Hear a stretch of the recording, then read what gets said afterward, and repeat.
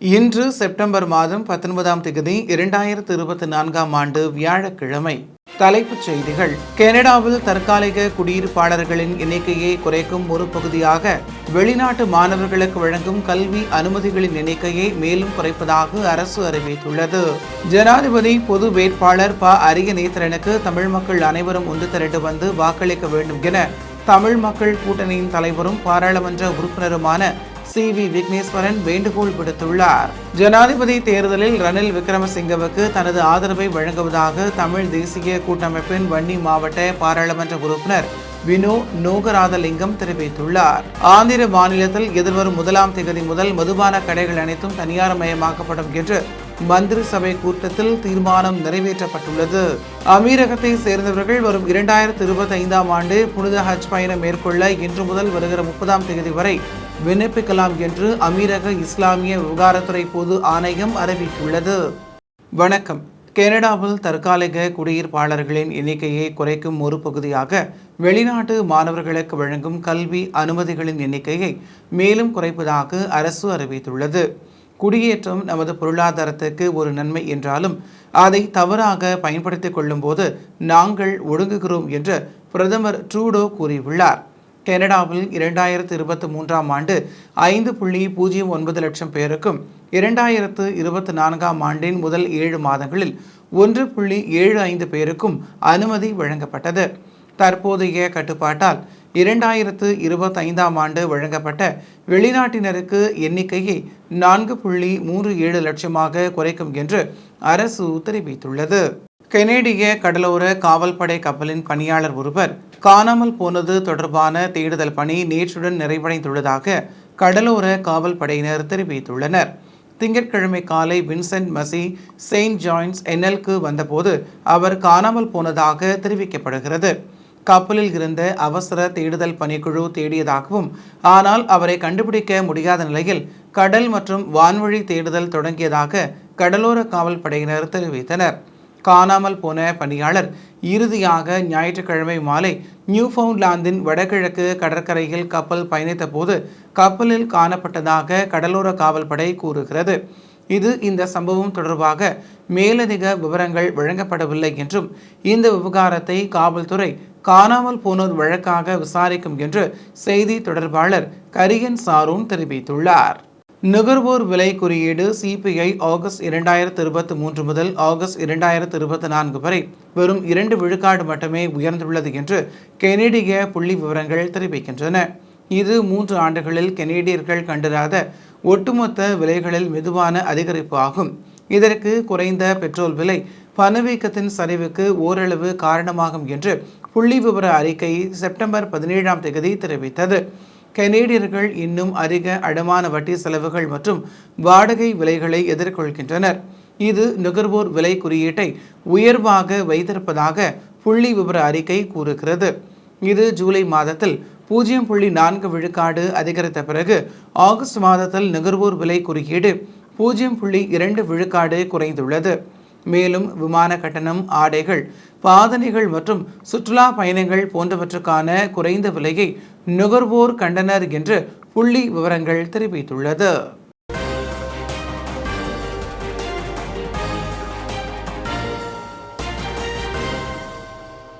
ஜனாதிபதி பொது வேட்பாளர் அரியநேத்திரனுக்கு தமிழ் மக்கள் அனைவரும் ஒன்று திரண்டு வந்து வாக்களிக்க வேண்டும் என தமிழ் மக்கள் கூட்டணியின் தலைவரும் பாராளுமன்ற உறுப்பினருமான சி.வி. விக்னேஸ்வரன் வேண்டுகோள் விடுத்துள்ளார். கொழும்பில் உள்ள வெஸ்டர்ன் ஹோட்டலில் ஏற்பாடு செய்யப்பட்டிருந்த ஊடகவியலாளர் சந்திப்பில் கலந்து கொண்டு கருத்து தெரிவிக்கையில் இவ்வாறு தெரிவித்தார். எதிர்பார்த்ததை விட தமிழ் மக்கள் மத்தியில் தமிழ் பொது வேட்பாளருக்கு ஆதரவு அதிகரித்து வருகிறது. இதுவரையில் ஜனாதிபதியாக ஆட்சிபீடம் ஏறிய சிங்கள பௌத்த அரசாங்கங்கள் எமக்கான தீர்வை இன்னும் பெற்றுக் கொடுக்கவில்லை. தொடர்ந்தும் வடகிழக்கு மாகாணங்களில் தமிழர்களுக்கு சொந்தமான காணிகள் கைப்பற்றப்பட்டு வருகின்றது. இவ்வாறானதொரு பின்னணியில் எமது பிரச்சனைகளை சர்வதேச சமூகத்துக்கு சொல்லும் நோக்கில் வடகிழக்கில் தமிழ் மக்களின் ஒற்றுமையை பறைசாற்றும் நோக்கிலும் இம்முறை தேர்தலில் தமிழ் பொது வேட்பாளர் களமிறக்கப்பட்டுள்ளார். தேர்தல் வேட்பாளர் அரியநேத்திரனுக்கே தமிழ் மக்கள் வாக்களிக்க வேண்டும் என்று வி. விக்னேஸ்வரன் வேண்டுகோள் விடுத்துள்ளார். ஜனாதிபதி தேர்தலில் ரணில் விக்ரமசிங்கவுக்கு தனது ஆதரவை வழங்குவதாக தமிழ் தேசிய கூட்டமைப்பின் வன்னி மாவட்ட பாராளுமன்ற உறுப்பினர் வினோ நோகராதலிங்கம் தெரிவித்துள்ளார். கொழும்பில் பிளவர் வீதியில் அமைந்துள்ள ஜனாதிபதியின் அரசியல் காரியாலயத்தில் நேற்று பிற்பகல் நடைபெற்ற ஊடக சந்திப்பில் இதனை தெரிவித்தார். வன்னி மக்களின் பெரும்பான்மையான மக்கள் ரணில் விக்ரமசிங்கவை ஆதரிக்க தயாராக உள்ளதாகவும் அவர்களின் மனப்பாங்கை அறிந்தே இந்த முடிவை எடுத்ததாகவும் முழு நாட்டு மக்களின் விருப்பத்துக்கு அமைவாக ஜனாதிபதி ரணில் விக்ரமசிங்க வெற்றி பெற இருக்கிறார் எனவும் தெரிவித்தார். மேலும் 3 பிரதான வேட்பாளர்களில் அதிகூடிய தகைமைகளையும் ஆளுமைகளையும் அனுபவத்தையும் கொண்டவர்களில் ரணில் விக்ரமசிங்க ஒருவர்தான். அவரின் வெற்றி உறுதிப்படுத்தப்பட்டு விட்டது என்றும் கூறினார். சஜித் பிரேமதாசவுக்கு ஆதரவு வழங்கும் முடிவு தமிழரசு கட்சியின் நிலைப்பாடு அல்ல, அது எம்.ஏ. சுமந்திரனின் தனிப்பட்ட நிலைப்பாடு மாத்திரமே. கட்சியில் உள்ள பெரும்பான்மையானவர்கள் ரணில் விக்ரமசிங்கவை ஆதரிக்கும் முடிவிலே உள்ளனர் எனவும் அவர் தெரிவித்தார். அதோடு மன்னார் மக்களின் ஆதரவும் ஜனாதிபதிக்கு உள்ளது. எனவே யதார்த்த அரசியலை விளங்கிய அனைவரும் ரணில் விக்ரமசிங்கவின் வெற்றியில் கைகோர்க்க வேண்டும் எனவும் அவர் கோரிக்கை விடுத்துள்ளார். எதிர்வரும் 21ஆம் தேதி வரையில் நாட்டில் அமைதி காலம் நடைமுறையில் இருக்கும் என தேர்தல்கள் ஆணையாளர் நாயகம் சமன் ஸ்ரீ ரத்நாயக்க தெரிவித்துள்ளார். நேற்று நள்ளிரவுடன் தேர்தல் பிரச்சார கூட்டங்களுக்கு தடை விதிக்கப்பட்டுள்ள நிலையில் நாட்டில் தற்போது அமைதி காலம் அமலில் உள்ளது. இந்த காலப்பகுதியில் தேர்தல் பிரச்சாரம், பேரணி, துண்டு பிரசுர விநியோகம் மற்றும் வேட்பாளர்களை ஊக்குவிக்கும் வகையில் ஏதேனும் செயற்பாடுகளில் ஈடுபடுகின்றவர்களுக்கு எதிராக சட்ட நடவடிக்கை எடுக்குமாறு காவல்துறையினருக்கு அறிவுறுத்தப்பட்டுள்ளது. இந்நிலையில் எந்த ஒரு வாக்காளரையும் குறிப்பிட்ட நபருக்கு வாக்களிக்குமாறு அல்லது தேர்தலை புறக்கணிக்குமாறு அச்சுறுத்தல் விடுக்க முடியாது எனவும் அவ்வாறான ஏதேனும் முறைப்பாடுகள் கிடைக்குமாயின் அதற்கு எதிராக உடனடி சட்ட நடவடிக்கை எடுக்கப்படும் என்றும் தெரிவித்தார்.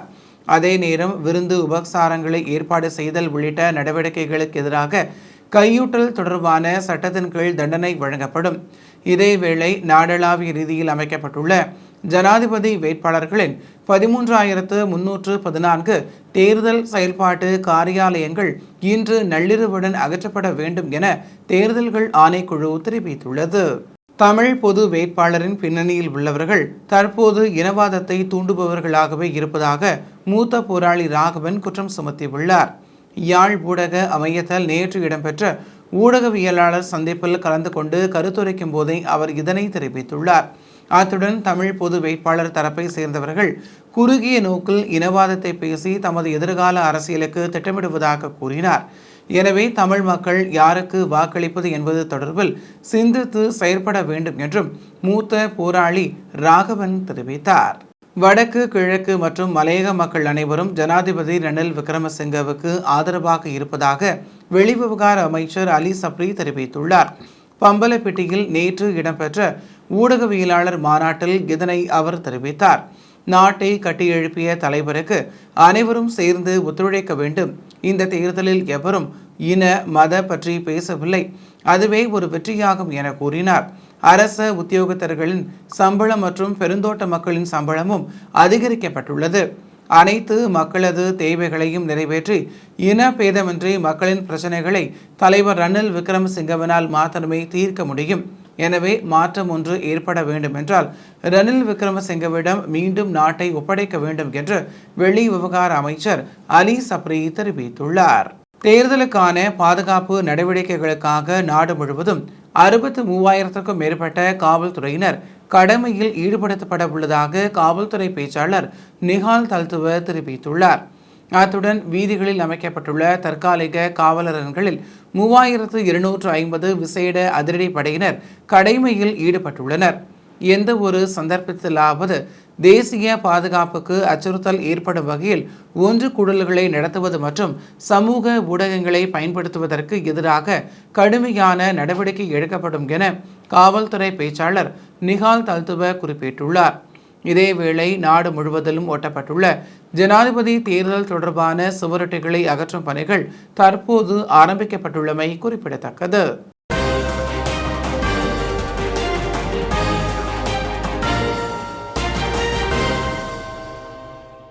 ராஜஸ்தானின் டவுசா மாவட்டத்தில் உள்ள ஆழ்துளை கிணற்றில் விழுந்த குழந்தையை மீட்கும் பணிகள் தொடர்வதாக மீட்பு குழு தெரிவித்துள்ளது.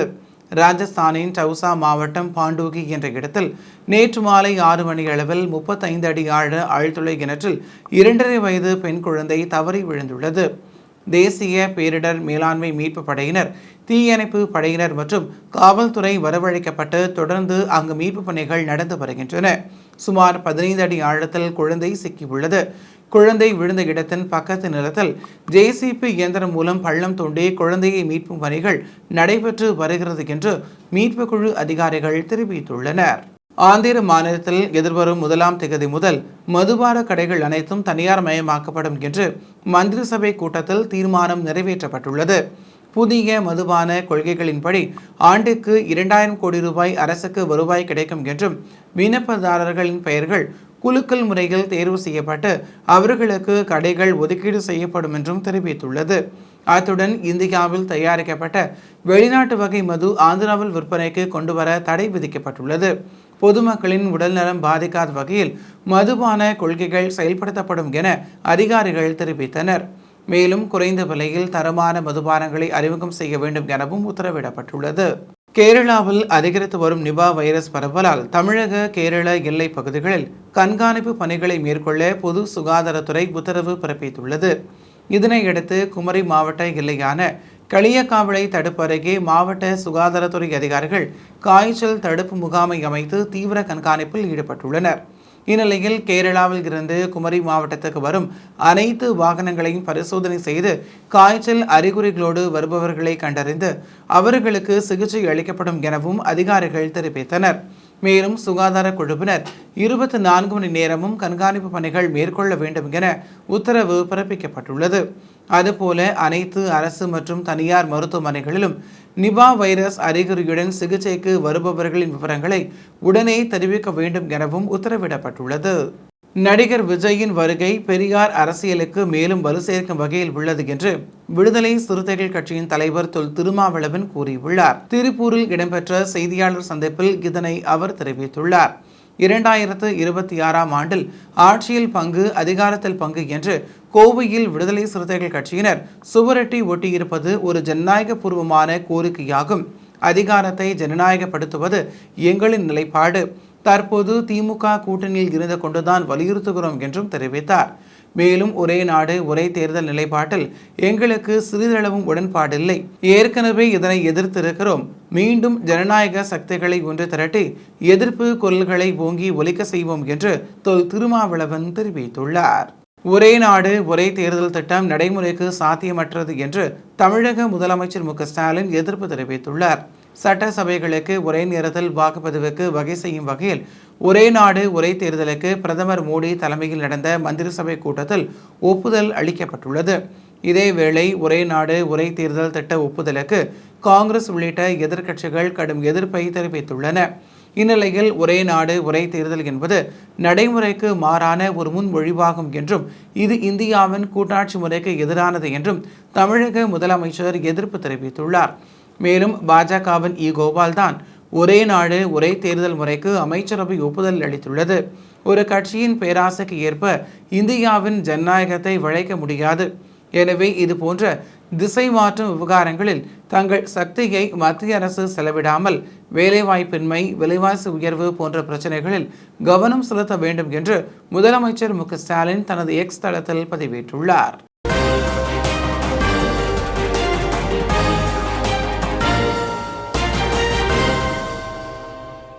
அமீரகத்தை சேர்ந்தவர்கள் வரும் 2025ஆம் ஆண்டு புனித ஹஜ் பயணம் மேற்கொள்ள இன்று முதல் வருகிற 30ஆம் தேதி வரை விண்ணப்பிக்கலாம் என்று அமீரக இஸ்லாமிய விவகாரத்துறை பொது ஆணையம் அறிவித்துள்ளது.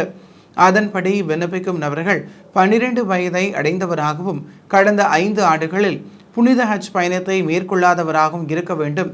முதல் முறையாக ஹஜ் பயணம் செய்ய இருப்பவர்களும், மாற்றுத்திறனாளிகள், வயதானவர்கள், குணப்படுத்த முடியாத நோயினால் பாதிக்கப்பட்டவர்களுக்கும் முன்னுரிமை அளிக்கப்படும். இதற்காக ஆணையத்தின் செயலி மற்றும் இணையதளம் மூலம் விண்ணப்பிக்கலாம் எனவும் தெரிவித்துள்ளது. மேலும் புனித ஹஜ் பயணம் மேற்கொள்ள அடுத்த ஆண்டு அமீரகத்தை சேர்ந்த 6228 பேருக்கு அனுமதி வழங்கப்பட்டுள்ளதாகவும், நடப்பாண்டில் மட்டும் உலகம் முழுவதிலும் இருந்து சுமார் 18 லட்சம் பேர் புனித ஹஜ் பயணம் மேற்கொண்டதாகவும் அமீரக இஸ்லாமிய விவகாரத்துறை பொது ஆணையம் வெளியிட்டுள்ள அறிவிப்பில் தெரிவிக்கப்பட்டுள்ளது. லெபனானில் வாக்கி டாக்கிகள் ஒரே நேரத்தில் வெடித்ததில் பலி எண்ணிக்கை மேலும் உயர்ந்துள்ளதாக அந்நாட்டு சுகாதார அமைச்சு தெரிவித்துள்ளது. லெபனானில் நேற்று முன்தினம் ஒரே நேரத்தில் பேஜர் கருவிகள் வெடித்த நிலையில் அடுத்த நாள் வாக்கி டாக்கிகள் வெடிப்பு சம்பவம் அரங்கேறியுள்ளது. முன்னதாக 3 பேர் உயிரிழந்துள்ள நிலையில் தற்போது 14 பேர் உயிரிழந்து 450 பேர் காயமடைந்ததாகவும் தெரிவிக்கின்றது. இந்த சம்பவத்தினால் 60 வீடுகள் மற்றும் கடைகள் தீக்கிரையானதாகவும் 15 மகிழுந்துகள் மற்றும் 20க்கும் மேற்பட்ட உந்துருளிகளும் தீப்பிடித்துக் கொண்டன என்றும் தெரிவிக்கப்படுகின்றன. இஸ்ரேலின் ஜெட் விமானங்களும் பீரங்கிகளும் தெற்கு லெபனானில் உள்ள ஹிஸ்புல்லாவின் நிலைகளை ஒரே இரவில் தாக்கியதாக இஸ்ரேல் ராணுவம் இன்று தெரிவித்துள்ளது. அதன்படி தெற்கு லெபனானில் உள்ள சின்சி, டைபி, பிளைடா, மெஸ்இ, ஜபல், அட்டோரியன் மற்றும் கஃபிகிலா ஆகிய இடங்களில் உள்ள ஹிஸ்புல்லாவின் நிலைகளையும் கியா பகுதியில் உள்ள ஹிஸ்புல்லா ஆயுத களஞ்சிய நிலையத்தையும் விமானங்கள் தாக்கியதாக ராணுவம் கூறியுள்ளது. இந்த வாரம் ஹிஸ்புல்லா அமைப்பினரின் தகவல் தொடர்பு சாதனைகள் மீது இஸ்ரேல் நடத்தியதாக ஹிஸ்புல்லா அமைப்பினரால் குற்றம் சாட்டப்பட்டு வந்த நிலையில் இஸ்ரேல் இந்த தாக்குதலை மேற்கொண்டுள்ளது குறிப்பிடத்தக்கது. இந்தோனேசிய ஜனாதிபதி பிரபோவோ சுபியாண்டோவின் 2025ஆம் ஆண்டிற்கான நிதி திட்டத்திற்கு இந்தோனேசிய பாராளுமன்றம் இன்று ஒப்புதல் அளித்துள்ளது. அதன்படி பிரபோவின் அடுத்த ஆண்டு நிதி திட்ட செலவாக $237 பில்லியன் ஒதுக்கியுள்ளது. இது நிர்வாகத்தை தொடங்கவும் வளர்ச்சி திட்டங்களை நிறைவேற்றவும் இந்த நிதி பயன்படுத்தப்படும். மேலும் தனது 5 ஆண்டு பதவி காலத்தை எதிர்வரும் அக்டோபர் 20ஆம் தேதி அன்று தொடங்க உள்ள நிலையில் பல வளர்ச்சி திட்டங்களை அறிவித்துள்ளார். அதில் குழந்தைகளுக்கான இலவச சத்தான உணவு, இலவச சுகாதார பரிசோதனைகள், பாடசாலைகள் மற்றும் மருத்துவமனைகள் கட்டுதல் மற்றும் உணவு பாதுகாப்பு முயற்சிகள் உள்ளிட்ட மேலும் பல முக்கிய திட்டங்கள் உள்ளடங்குகின்றன. அமெரிக்காவின் முன்னாள் ஜனாதிபதி டொனால்ட் ட்ரம்பின் தகவல்களை ஹேக் செய்த ஈரான் அதனை ஜோ பைடனின் பிரச்சார குழுவுக்கு அனுப்பியது என தகவல் தெரிவிக்கின்றது. அமெரிக்க ஜனாதிபதி தேர்தலில் ஜோ பைடன் போட்டியிட்ட வேளை ஈரானை சேர்ந்த ஹேக்கர்கள் ட்ரம்பின் பிரச்சார குழுவின் தகவல்களை திருடி வேண்டுகோள் விடுக்கப்படாத மின்னஞ்சல்களை பைடனின் பிரச்சாரத்துடன் தொடர்புடையவர்களுக்கு அனுப்பினார்கள் என FBI செய்தி நிறுவனம் தெரிவிக்கிறது. இதன் மூலம் பைடனின் பிரச்சார குழுவின் ஆர்வத்தை தூண்டுவதற்கு முயற்சி செய்தார்கள் எனவும் தெரிவித்துள்ளது. ஈரானின் இந்த நடவடிக்கைக்கு பைடனின் பிரச்சார குழுவில் உள்ளவர்கள் பதிலளித்தாளர்கள் என்பதற்கான ஆதாரங்கள் எதுவும் இல்லை என அதிகாரிகள் தெரிவித்துள்ளனர். இத்துடன் TVIயின் இன்றைய செய்திகள் நிறைவடைகின்றன. நன்றி, வணக்கம்.